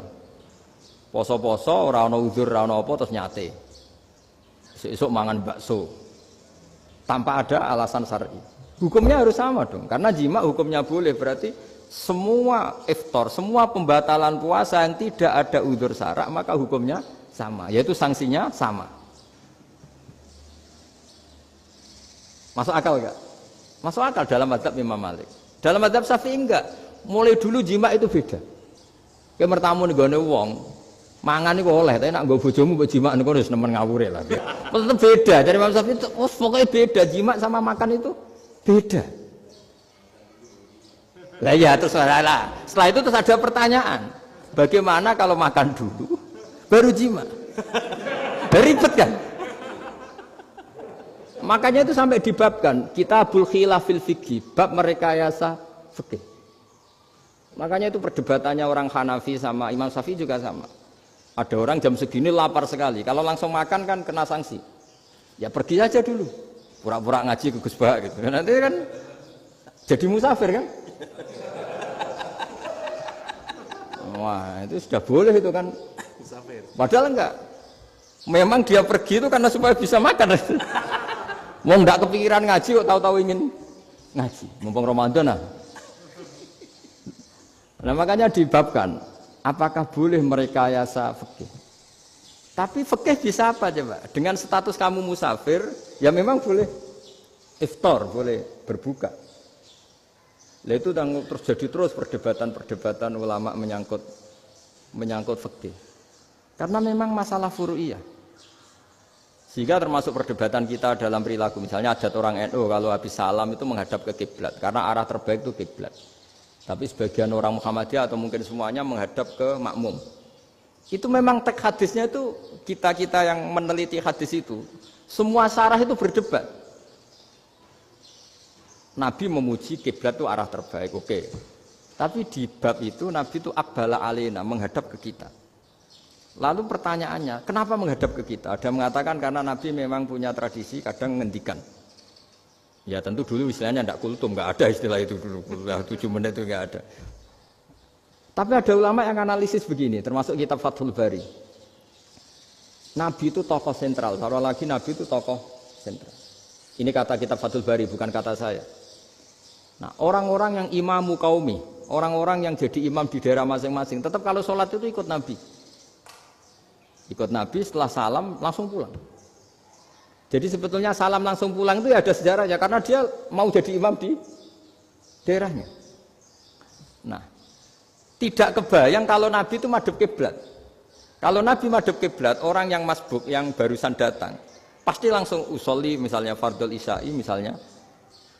Terus makmum Nabi, padahal Nabi sholatnya sudah selesai. Jadi intinya gini kata Fathul Bari. Imam setelah salam itu harus bikin gerakan atau omongan atau apa saja yang menunjukkan kalau sholatnya selesai. Di antara gerakan itu adalah beliau harus menghadap ke hadirin atau menghadap ke utara. Atau apa saja yang penting menunjukkan kalau sholat ini sudah selesai. Itu fikih. Jadi fikih itu cara menganalisis itu memang unik. Karena kalau Nabi tetap seperti itu, posisi pancet seperti itu, maka orang yang baru datang mengira Nabi masih sholat. Nah, pertanyaannya kalau mereka sudah takbir, malah sholatnya tidak sah. Kenapa tidak sah? Menggantungkan sholat atau mengikatkan sholatnya dengan orang yang sudah tidak sholat. Jadi menjadikan orang yang nggak sholat sebagai imamnya kan nggak boleh. Maka Nabi harus memaklumatkan dengan gerakan itu bahwa beliau sudah tidak sholat. Karena orang datang dari berbagai daerah. Jadi nganalisis fikih, fiqhul hadis namanya. Itu ulama itu mau tidak mau debat. Karena pertanyaannya itu kenapa? Ya memang mau apa? Karena yang namanya sosial itu yahtamilu muhtamilatin, ada sekian kemungkinan. Makanya dalam madhab istimbat itu, ketika Nabi sedekah pakai tamer, pakai kurma, itu ulama mesti ngitungnya tuh kut. Kut itu makanan pokok. Sehingga Imam Syafi'i mengatakan kalau di Indonesia pakai beras misalnya, karena kutil balad Indonesia itu beras. Oke, Imam Syafi'i mainstream. Tapi ketika era Yusuf Qaradawi di Al-Azhar di Mesir sana, ulama-ulama mulai usil. Sama sih ingat Mbah Mun sering gojlokan, lah iya petani gabah, petani padi wis melarat wajib zakat. Petani cengkeh, kakao, sugih-sugih ra wajib zakat hanya karena yang ditanam tidak makanan pokok. Jadi mulai ada ulama mulai gerah lah, kalau bahasa politiknya mulai gerah. Yang petani miskin gara-gara yang ditanam padi wajib zakat. Yang orang-orang di sana misalnya di Sulawesi karena tanamannya kakao atau cengkeh tidak wajib zakat karena bentuknya tidak makanan pokok. Geger kan di Al-Azhar geger. Akhirnya hampir semua ulama berpendapat ya sudah sekarang ketika Nabi menzakati makanan pokok itu jangan dihitung sebagai makanan pokok. Wa mimma akhrajna lakum minal ard. Apa saja, ma itu apa saja. Makanya kata Yusuf Qaradawi, ma itu apa saja. Makanya semua tanaman yang menghasilkan uang itu wajib zakat. Nah, masalahnya kitab-kitab Syafi'iyah itu sudah mamlu'ah, sudah penuh dengan penjelasan misalnya fala zakata fil khadrawat. Maka enggak perlu zakat untuk kayak kangkung, semangka dan sebagainya. Nah, lalu kiai-kiai angkatan modern kayak Mbah Mun itu sering dapat masukan. Saya pernah dengar sendiri. Yai, saya ini punya sawah 1 hektar, tak tanamin padi, itu nggak pernah kaya saya. Sekarang tak tanamin kangkung malah saya kaya, karena tiap 3 hari panen tak kirim ke Jakarta. Itu orang Indramayu yang tanya. Jadi gak tanam padi nggak pernah kaya, tanam kangkung kaya. Nah, karena dia orang soleh, kalau zakat boten. Mau diwajibkan zakat tidak makanan pokok, mau tidak wajib dia kaya. Semenjak itu perubahan di Indonesia ikut. Akhirnya ada zakat, pokoknya asal tanaman yang 1 nisab ya wajib zakat. Masih ada debat lagi. Ketika nanam ingin dipanen, itu dia petani apa pedagang? Karena nanti perdebatannya ikutnya zakat zuruk, zakat tanaman apa zakat pedagang. Kalau sampean nggak pernah debat berarti sebenarnya Anda tidak dosen Islam ini. Berusaha tidak pernah diskusi fikih apa Islam. Karena saya berkali-kali punya tamu itu begini, Gus saya ini pedagang melon. Tapi dia penanam melon. Jadi pedagang yang agak ingin badi banyak itu caranya gini Pak Rektor. Saya misalnya pedagang melon. Daripada saya kulak di pasar atau dari petani sudah mahal. Nyewa tanah sekian hektar terus ditanami melon. Setelah berhasil ini dia zakatnya tanaman apa zakat pedagang? Karena dia nanam itu mentalnya sudah pedagang. Padahal nanti zakatnya beda kan? Yang 1,2% yang satu rubul usur sama nisul usur sama usur. 1/10 sama 1/20. Kalau zakatnya zuruk kan 1/10 atau 1/20. Yang satu rubul usur, kira-kira 2,5.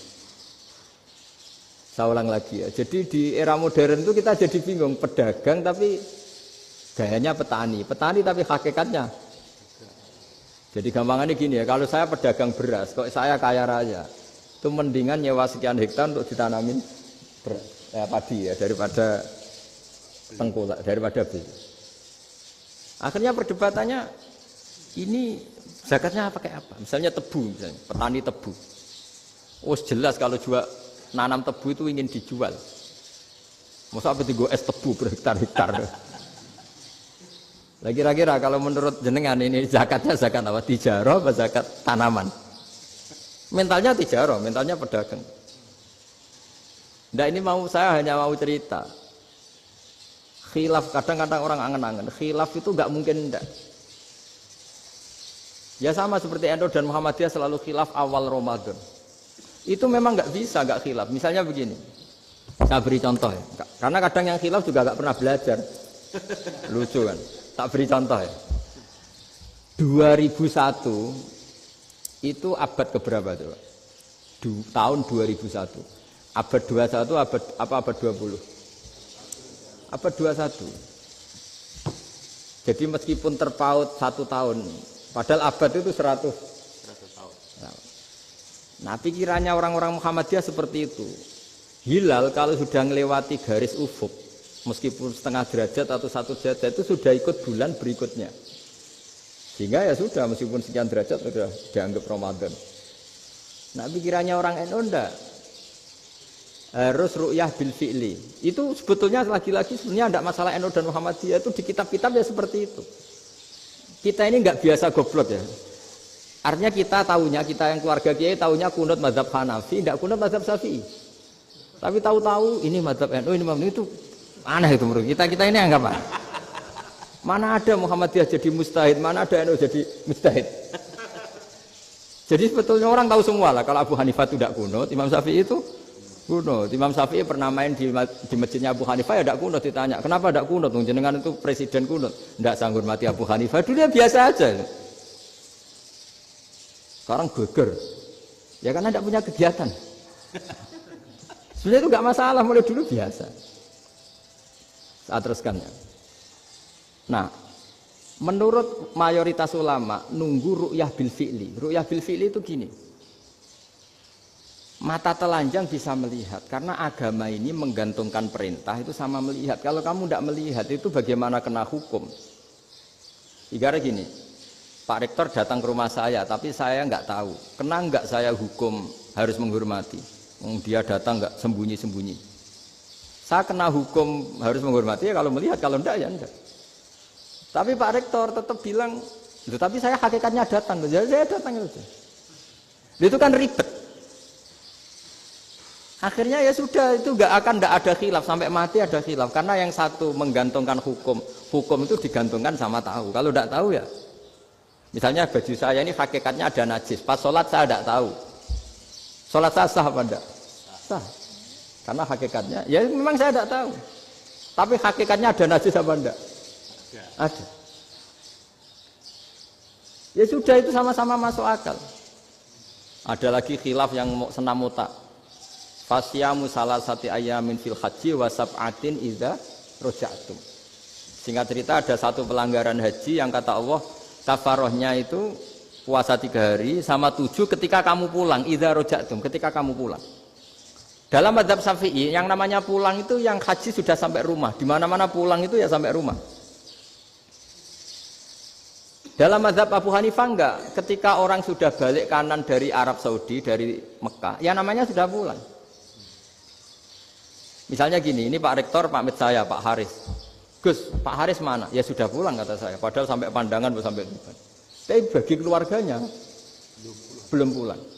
Lalu idza raja'tum ketika pulang itu bahasanya siapa? Bahasa istrinya apa bahasa yang ditamoni? Kamu ditamoni orang, terus tamunya mana? Sudah pulang.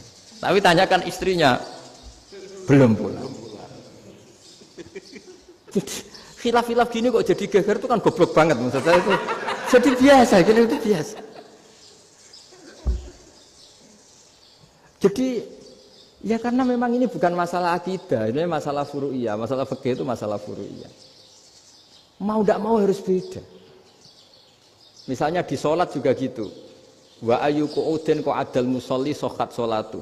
Duduk dengan gaya apapun itu sholatnya sah.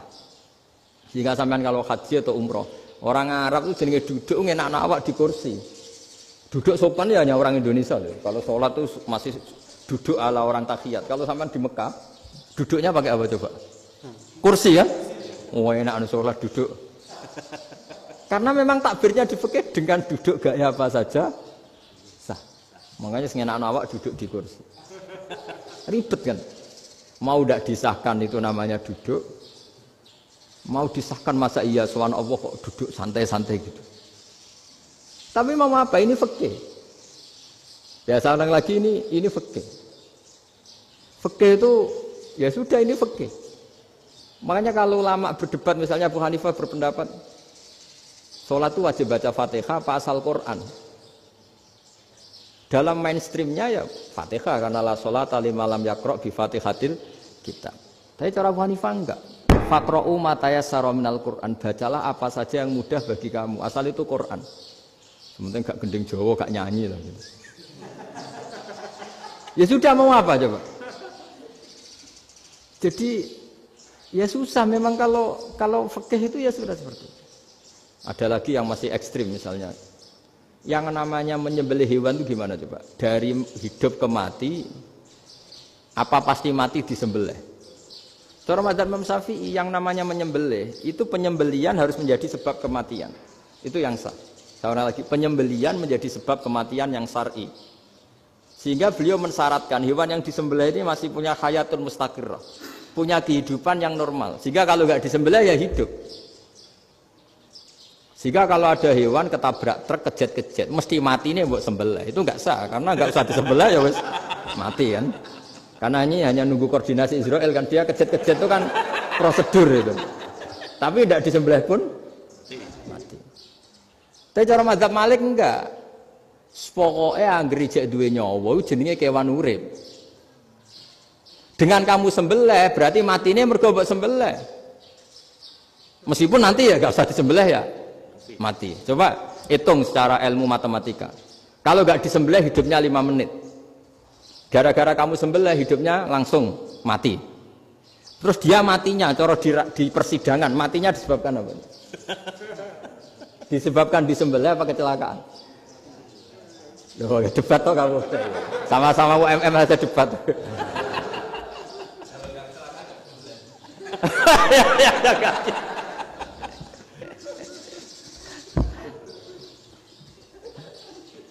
Loh, saya pernah masalah ngalami nyata itu. Saya jalan-jalan sama anak saya pakai motor. Sampai di jalan raya gitu ada ayam jago ketabrak mobil, kejet-kejet. Orangnya tanya, "Gus, ini halal tau ora?" "Wis kanggo kon halal." Suatu saat dia enggak terima kan, tanya, "Kenapa, Gus?" "Ya nak kiai ra pantes, mosok kewan mesti mati nek tak sembelih, nek ra kiai pantes." Karena aku tahu kamu tuh gak kiai, mesti motifnya itu mergo jago, jajal cilik gak tak kokno. Adekan ayam itu bayi kan gak ditanyakan, kejet-kejet mati rak lah, wong cilik wae. Tapi masalahnya ini kan jago, eman itu. Tapi secara fikih pertanyaannya tadi, hewan yang sudah tidak punya hayatun mustaqirrah, dia hanya punya al hayat al ittiroriyah, dia punya harokah ittiroriyah, dia mati kejet-kejet memang prosedur mati harus seperti itu. Mbok kecelakaan kayak apa, kalau mati kan kejet-kejet dulu.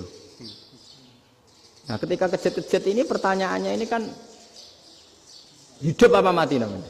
Enggak, namanya hidup apa mati? Pas kejet-kejet itu hidup. Cara Imam Malik itu hidup. Ya sudah, kalau hidup disembelih ya halal. Karena misalnya nanti kalau nggak disembelih matinya kan 2 menit lagi. Gara-gara disembelih mati sekarang. Tetap penyebab kematian itu nyembelih.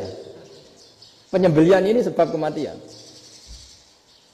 Tapi kalau Imam Syafi'i enggak, cara berpikir wes nemen, paling roh besok kaget langsung mati. Kalau gitu berarti kamu nyembelih barang mati.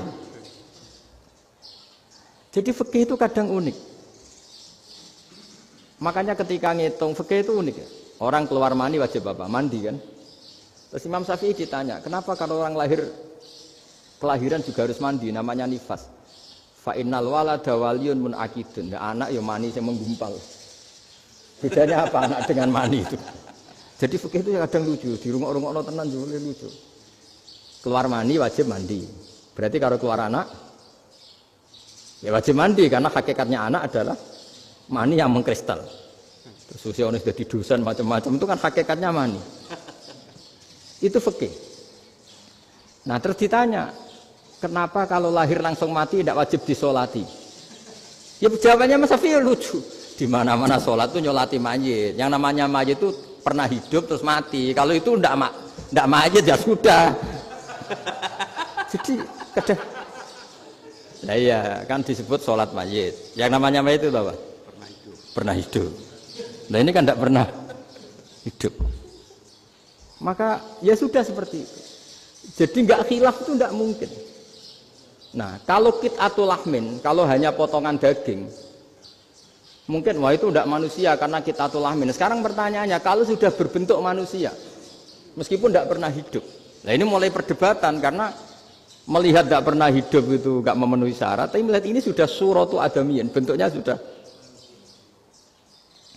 Nah kira-kira gitu perdebatan fikih. Makanya dulu awal mula zaman sahabat itu sudah debat. Masyhur kan, Nabi ada kontingen ke Bani Quraidah. Ya kalau kira-kira saya minta Pak Rektor kamu jangan kalau ke Malang jangan sholat asar kecuali sampai Tuban. Sebelum Tuban ternyata matahari mau tenggelam.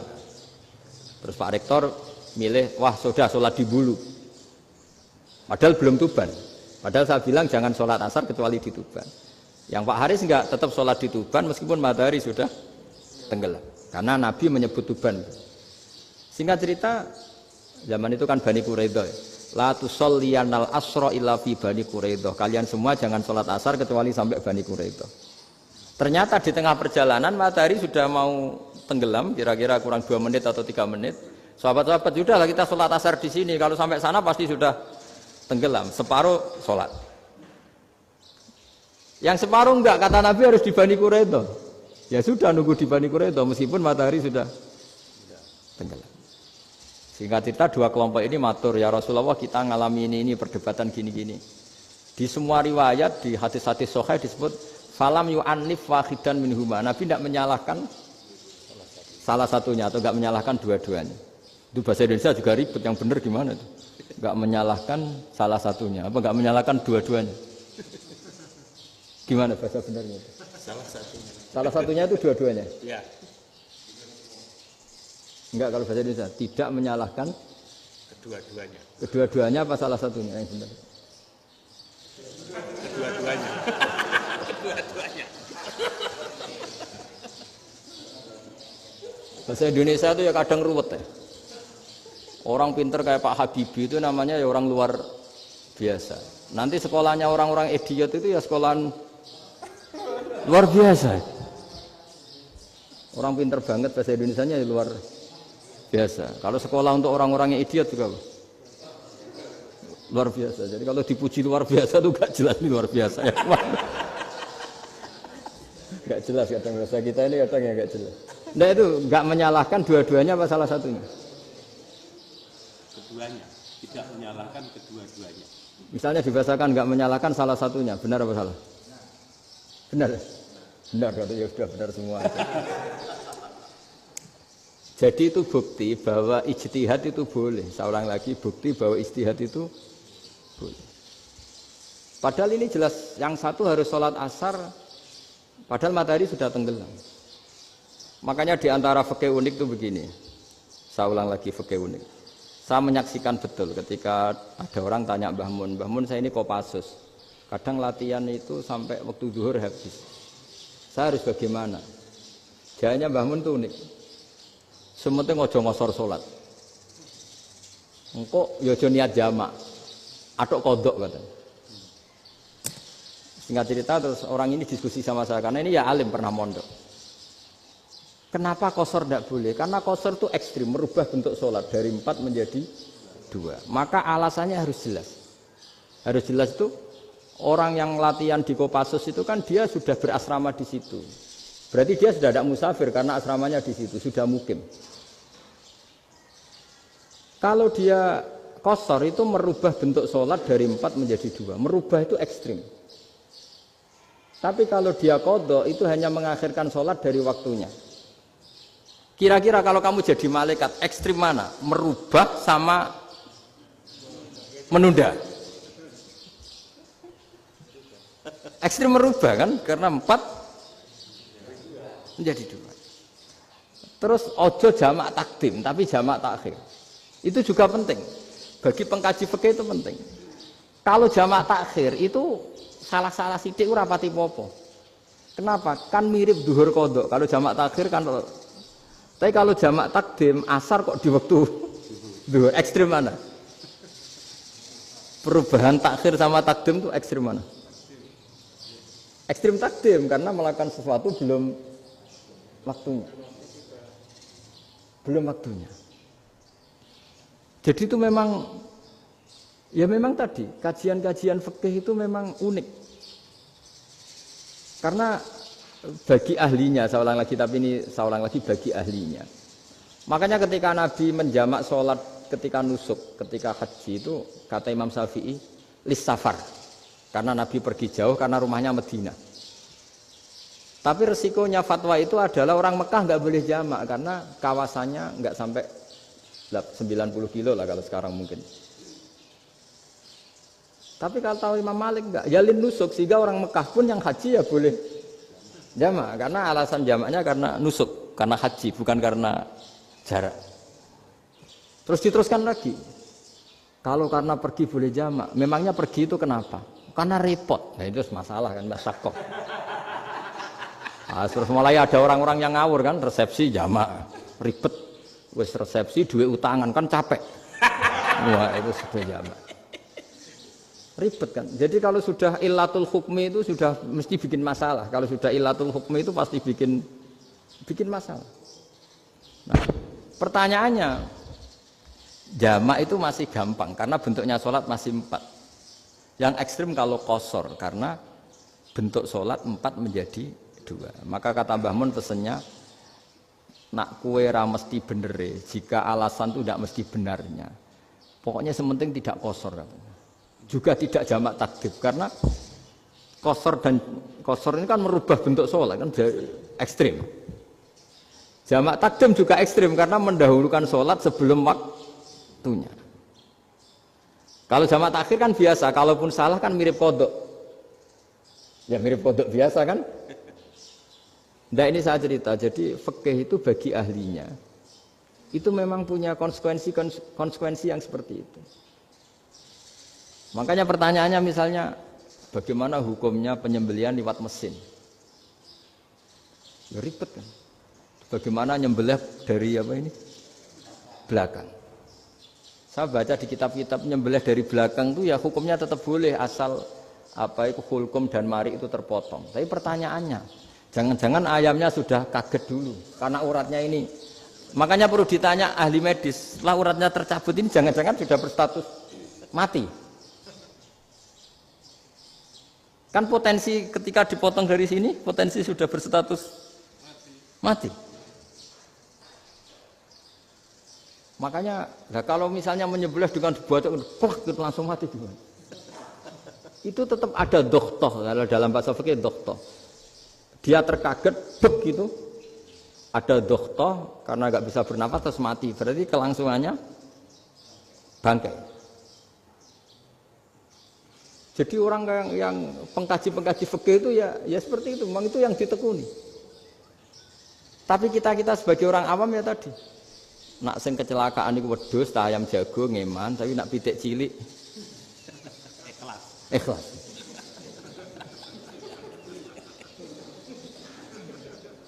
Makanya ada pertanyaan orang-orang, saya pernah ditanya itu ya bingung tenan. Gus, kalau ada orang mati oplosan misalnya, jenengan datang sholat enggak? Ya datang sholat kan dia orang mukmin, saya tetap sholat. Kenapa? Ya kan matinya oplosan. Tapi andaikan tokoh yang mati, kamu sholat enggak? Ya sholat kan dia tokoh. Jadi ribet. Fikih itu ribet. Makanya Imam Nawawi nanti ngendikan gini.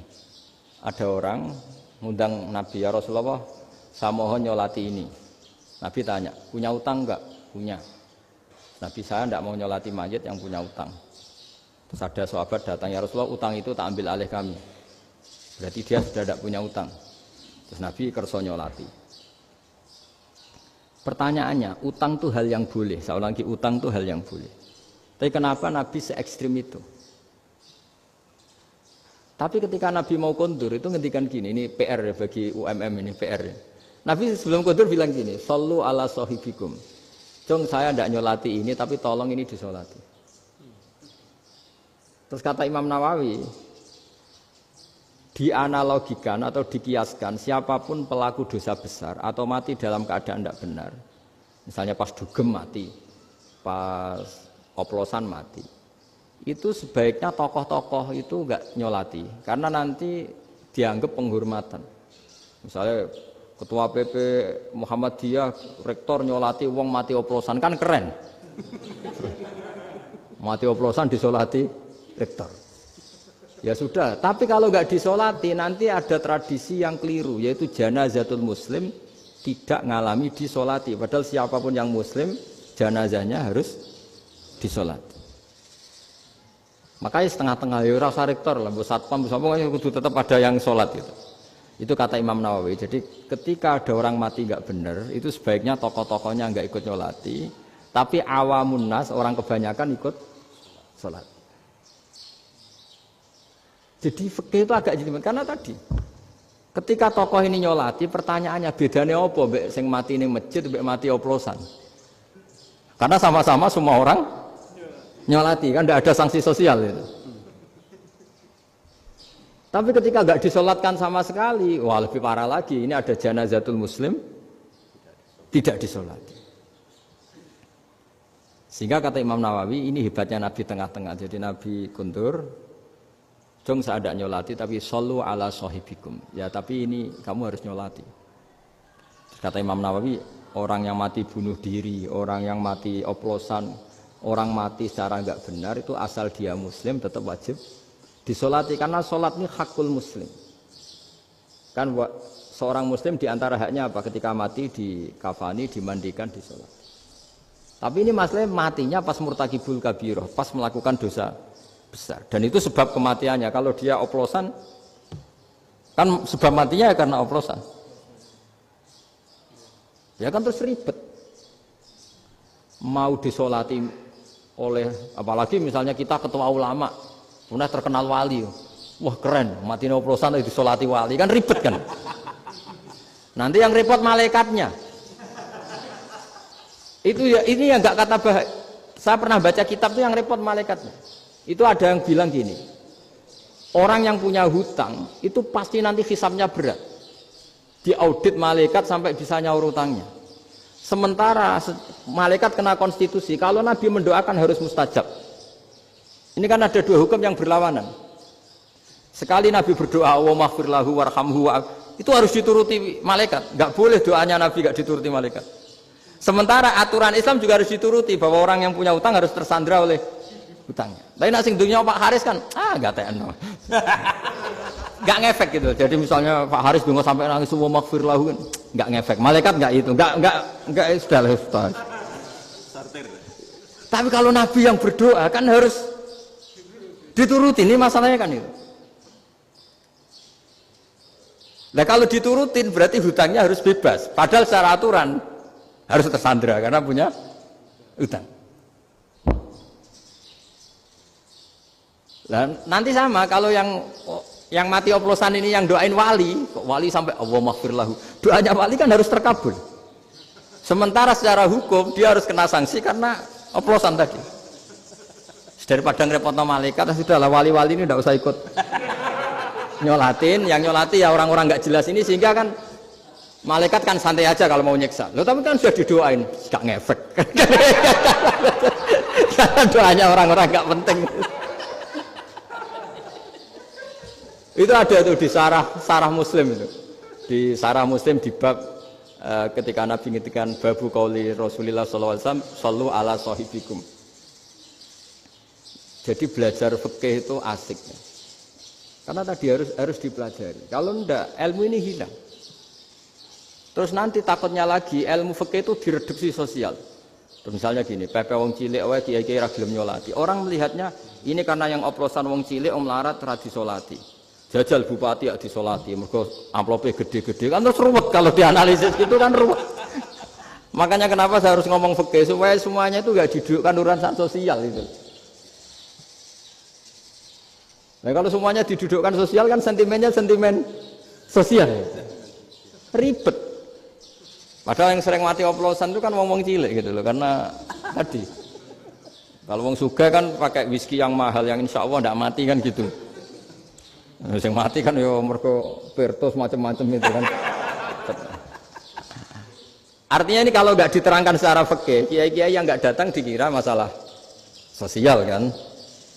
PP salam tempel era gede terus nggak datang kan terus jadi ribet. Ya makanya ini lewat pengajian ini supaya sampean lebih tahu ya bahwa khazanah Islam ini kata beberapa ulama kafatal linnas, maknanya semuanya, sehingga Allah akan mentakdirkan kajian Islam akan ada di seluruh dunia. Jadi kenapa IAIN marak di Indonesia, UMM, Universitas NU banyak, karena agama ini kafatal linnas, tidak miliknya orang Arab tapi milik semua. Orang alimnya juga gitu. Ketika ada liga alim seluruh dunia, itu orang Indonesia, orang Afrika, ya selalu ada orang alim yang kelas dunia. Seperti dulu ada Imam Bukhari, itu as-sakhul kutub ba'da kitabillah. Kitab terbaik setelah Quran itu Bukhari. Padahal dikarang oleh orang Uzbek. Kata siapa? Islam As-Sobyan, orang Arab ngakui kalau kita paling sahih itu Bukhari. Mekah Madinah pun ngakui kalau kita paling sahih Bukhari. Padahal pengarangnya ada orang Arab. Orang mana? Uzbek. Imam Ghazali yang diakui seluruh dunia itu At-Tus itu ikut Persia. Juga bukan orang Arab. Sibawayh, orang Persia. Nah, ini yang belum ada orang Malang ini, tinggal PR ini. Ya, nyusul ya. Ya, saya kira demikian. Assalamualaikum warahmatullahi wabarakatuh.